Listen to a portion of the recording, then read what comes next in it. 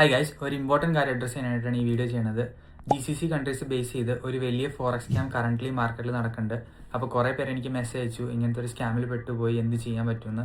അപ്പോൾ ബേസിക്കലി എന്താ സ്കാം എന്ന് പറഞ്ഞു കഴിഞ്ഞാൽ, ഒരു സെയിൽസ് പേഴ്സൺ നിങ്ങളെ വിളിക്കും.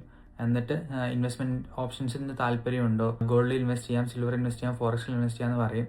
ഭയങ്കര പ്രോമിസിംഗ് ആണ്. നിങ്ങളുടെ ക്യാപിറ്റൽ ഡബിൾ ആക്കാം, ട്രിപ്പിൾ ആക്കാം എന്നുള്ള എല്ലാ പ്രോമിസുകളും ഉണ്ട്.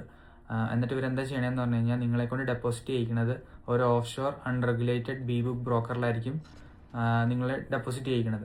എന്നിട്ട് ഇവരെന്താ ചെയ്യണമെന്ന് പറഞ്ഞു കഴിഞ്ഞാൽ, ഇവർ നിങ്ങളെ ഫോൺ വിളിച്ചിട്ട് സിഗ്നൽസ് തരും. എന്ന് പറഞ്ഞാൽ SLU ഇല്ല, TP ഇല്ല. ഫോൺ വിളിച്ചിട്ട് ഗോൾഡിൽ ബൈ എടുത്തോ, സിൽവറിൽ സെൽ എടുത്തോ എന്നുള്ള കാര്യങ്ങൾ പറയും. എന്നിട്ട് ഇൻ കേസ് എന്തെങ്കിലും ഒരു പ്രോഫിറ്റ് ഫസ്റ്റ് കിട്ടുവാണെങ്കിൽ കൺവിൻസ് ചെയ്യാൻ മാത്രമായിട്ട് നിങ്ങൾക്ക് ഇച്ചിരി പ്രോഫിറ്റ് സ്പ്ലിറ്റ് തരും, ഒരു ചെറിയ പെർസെൻറ്റേജ്. എന്നിട്ട് ഇവർ ഹെഡ്ജിങ് സ്റ്റാർട്ട് ചെയ്യും. ഹെഡ്ജിങ് സ്റ്റാർട്ട് ചെയ്ത് കഴിഞ്ഞിട്ട് അക്കൗണ്ട് വാഷ് ഔട്ടായി പോകാറാകുമ്പോൾ ഇവർ പൈസ ആഡ് ചെയ്യുക, എന്നാൽ നമുക്ക് ക്യാപിറ്റൽ എങ്ങനെയും റിക്കവർ ചെയ്തെടുക്കാമെന്ന് പറയും. അപ്പോൾ വീണ്ടും നമ്മൾ പൈസ ഇടും. എന്നിട്ട് വീണ്ടും ഈ സെയിം സിറ്റുവേഷനിൽ വരുമ്പോൾ വീണ്ടും പൈസ ആഡ് ചെയ്യാൻ പറയും. അപ്പോൾ ഇങ്ങനെ കുറേ പേരുടെ പൈസ പോയിട്ടുണ്ട്.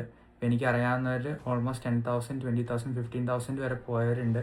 ഞാനിവിടെ സ്ക്രീൻഷോട്ട്സ് ആഡ് ചെയ്യാം. ഇപ്പോൾ ബിവെയർ ഓഫ് ദി സ്കാം.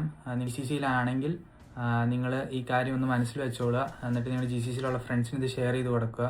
പിന്നെ എവിടെ ഇൻവെസ്റ്റ് ചെയ്യണേക്കാളും മുന്നേ നിങ്ങൾ നിങ്ങളുടേതായിട്ടുള്ള റിസർച്ച് നടത്തുക.